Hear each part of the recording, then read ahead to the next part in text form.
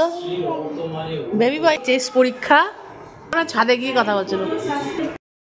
তো নমস্কার বন্ধুরা, আজের ব্লগটা কিন্তু আমি এখান থেকেই শুরু করছি। তোমরা তো দেখলে যে আগের দিন আমি তোমাদের দেখালাম আমার বাড়ির ছাদ বাগানগুলো, আর তারপরে চলে এসেছিলাম হঠাৎ করে পুরো স্থানে, মানে মাসি হচ্ছে যে বাড়ির ওপরে যে মন্দিরটা আছে ওই আর এই ঠাকুরগুলো কিন্তু আমার মাসি সাজায়।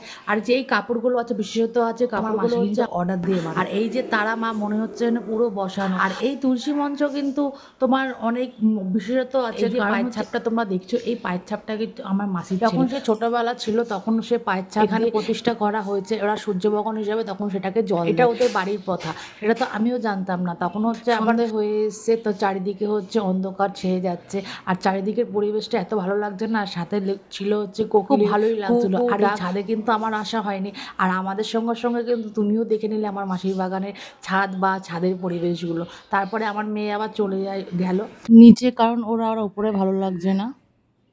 পায়ের ছাপ, হ্যাঁ পায়ের ছাপ।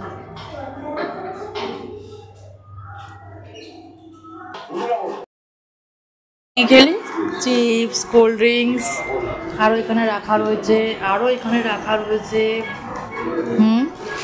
ভালোই তো। ছাদে গিয়ে কথা বলছিল, দেখ না এখানে সে কথা না, ছাদে গিয়ে কথা বলছিল। তুই চা খাবি না? ছাদে যে ঘুরে আসতে না আসতে মাসি আবার চায়ের ব্যবস্থা করে ফেলেছে, চাও চলে এলো 6টার সময়। ওদিকে আবার চলে এসেছিল ইডলি, তো আমার মাসি আমার মেয়েকে বললো যে ইডলি খাবি, আমার মেয়ে তো আবার ইডলি চলে না, মাসি একটু ভালোবাসে ইডলি, তাই খেয়ে নিয়েছে। এদিকে আমার কথা বলতে বলতে আবার মাসির মেয়েও চলে এসেছে, আর ছেলে তো পড়তে গেছে, ছেলে একটু পরেই আসবে, তোমরা এই ব্লগেই দেখতে পারবে। তারপরে মাসি যে আমাদের কি করে আপ্যায়ন করবে, মাসি ব্যস্ত হয়ে যাচ্ছে, আমাদের ভালো করে আপ্যায়ন করতে পারছে না। ওর মনে হচ্ছে না না আমরা তো কি নিজের লোক না পরের লোক যে আপ্যায়ন করতে হবে।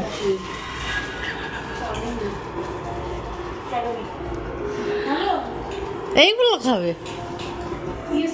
এসে গেছে হচ্ছে মাসির ছেলে, এসছে কোচিং দিয়ে 2 মাস পর এইচএস পরীক্ষা।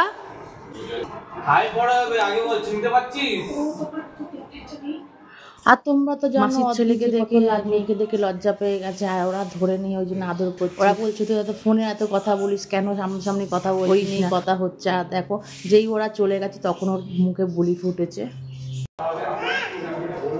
চ চ বাড়ি চ।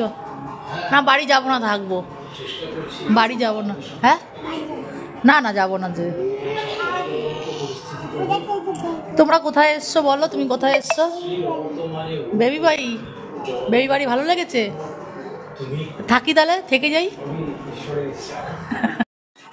আর বেবি বাড়ি মজা এসছে, কিন্তু থাকবো না। বলো কিছু বলবে তো? বেবি বাড়ি এসছো বলো, বেবি বাড়ি এসছো, এসে কি হয়েছে